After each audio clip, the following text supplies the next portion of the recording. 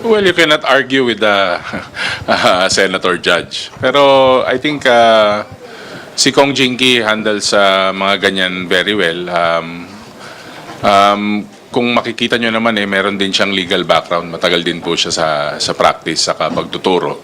Tingin ko naman na maayos naman po yung pag-handle niya. And kung meron man siguro may point na dinadrive yung ating mga senator judges, kailangan lang po tanggapin saka siguro pag-usapan para maayos po na ma-handle po ng court actually. Kung dinedirekta man nila yan sa prosecution or sa defense. So, klaro naman po, para sa akin maayos yung pag-handle ni Kong Jinky doon.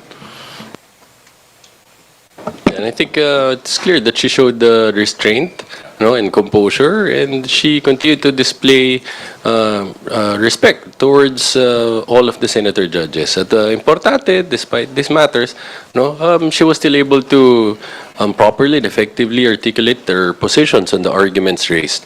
At pinakamahalaga, napailabas pa rin niya yung testimonya na gusto naming maipalabas sa importanteng testigo namin kahapon.